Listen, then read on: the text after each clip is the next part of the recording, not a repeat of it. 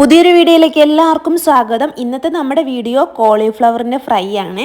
അപ്പോൾ നമ്മളിന്ന് ഒരു കോളിഫ്ലവർ ഫുള്ളായിട്ട് മേടിച്ചിട്ടുണ്ടായിരുന്നു. അപ്പോൾ അത് നമുക്ക് വലിയതാണ് കേട്ടോ. ഇത് നമുക്ക് മുറിച്ചൊക്കെ എടുത്തിട്ട് നമുക്കിത് ചെറിയ പീസാക്കി എടുത്ത് നമുക്ക് കോളിഫ്ലവർ ഫ്രൈ ചെയ്തെടുക്കാം.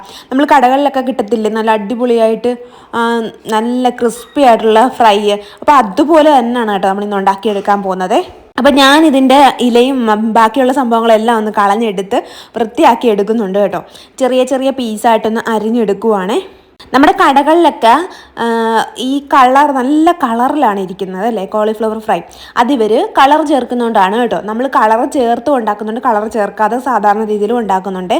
രണ്ടും തമ്മിൽ വ്യത്യാസം എന്തെന്ന് ചോദിച്ചാൽ ഈ കടകളിലൊക്കെ കാണുന്നത് കളർ ചേർത്ത് ഉണ്ടാക്കിയതാണ്. അതായത് അവർ ഫുഡ് കളർ ഇടും. അപ്പോൾ അതുകൊണ്ടാണ് നല്ല ചുമന്ന കളറിൽ ഫ്രൈ ഇരിക്കുന്നത്.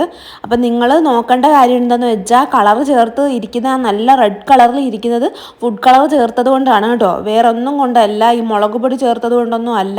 എത്ര മുളക് പൊടി ചേർത്തെന്ന് പറഞ്ഞാലും അത്രയും കളർ നമുക്ക് വരുത്തില്ല. അപ്പോൾ എല്ലാവരും അതൊന്ന് ശ്രദ്ധിക്കണം. നമ്മുടെ കുട്ടികൾക്കൊക്കെ മേടിച്ച് കൊടുക്കുന്നതല്ലേ, അപ്പോൾ അതൊന്ന് ശ്രദ്ധിക്കേണ്ടത് അത്യാവശ്യം. അപ്പോൾ ഞാൻ ഫുഡ് കളർ ചേർത്തതും ചേർക്കാത്തതും ഇവിടെ ഉണ്ടാക്കി കാണിക്കുന്നുണ്ട് കേട്ടോ. നമ്മൾ അവിടെ നിന്നൊക്കെ മേടിച്ച് കഴിക്കുന്നതിലും ഭേദം നമ്മൾ വീട്ടിൽ തന്നെ ഈ ഒരു സംഭവം മേടിച്ച് കഴിഞ്ഞാൽ നമുക്ക് വീട്ടിൽ തന്നെ ഉണ്ടാക്കാവുന്നതേ ഉള്ളൂ. അത്രയും പൈസ നമുക്ക് ചിലവാകുന്നതും ഇല്ല. പിന്നെ നമ്മൾ പുറത്തോട്ടൊക്കെ പോകുമ്പോഴത്തേക്കും ഒരു എൻജോയ്മെൻറ്റിന് വേണ്ടിയിട്ട് നമ്മൾ മേടിച്ച് കഴിക്കുന്നു എന്നുള്ളത് മാത്രം.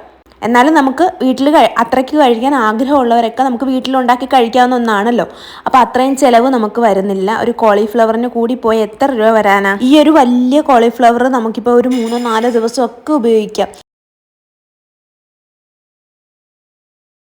ഇനി നമുക്കിത് ഉപ്പും മഞ്ഞൾപ്പൊടിയും ഇട്ടിട്ട് കുറച്ച് വെള്ളം ഒഴിച്ചൊന്ന് വേവിച്ചെടുക്കാം. 10 മിനിറ്റോളം നമ്മൾ അടുപ്പിൽ വെക്കുന്നുണ്ട് കേട്ടോ. എന്നിട്ട് നന്നായിട്ട് തിളച്ച് വരുന്നവരെ വേവിച്ചെടുക്കുക. അപ്പോൾ അതിനകത്തുള്ള അഴുക്കും ഒക്കെ അങ്ങ് പോകും. അതുപോലെ തന്നെ വിഷാംശമൊക്കെ ഉണ്ടെങ്കിൽ അതൊക്കെ അങ്ങ് പോകും കേട്ടോ. മഞ്ഞൾപ്പൊടി ഇട്ടല്ലേ നമ്മൾ വേവിച്ചെടുക്കുന്നത്.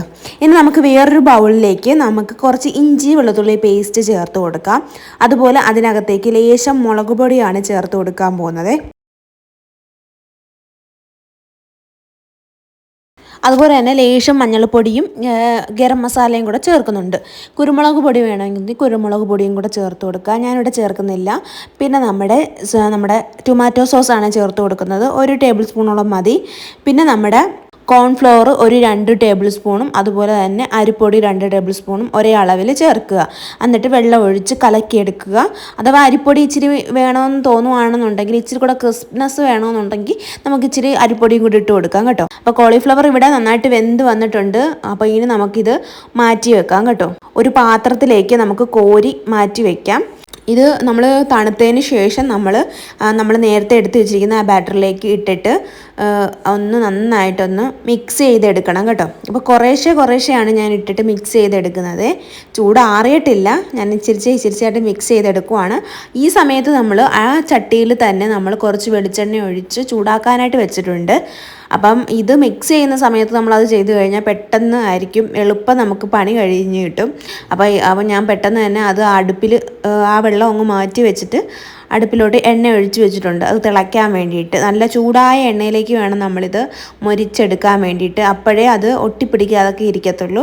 അപ്പോൾ നല്ല തിളച്ച എണ്ണയിലേക്ക് നമ്മൾ തിളച്ച് വന്നിട്ടുണ്ട് കേട്ടോ. അപ്പോൾ ഈ പാത്രം ആയതുകൊണ്ടാണ് തിളച്ചിങ്ങനെ കാണാത്തത്. അപ്പോൾ നമ്മുടെ കോളിഫ്ലവർ ഇടുമ്പോഴത്തേക്ക് നമുക്ക് അറിയാൻ പറ്റും നന്നായിട്ട് തിളച്ച് പൊങ്ങും. അപ്പോൾ അതങ്ങോട്ട് ഇട്ടിട്ട് നമുക്ക് കൊടുക്കാം കേട്ടോ.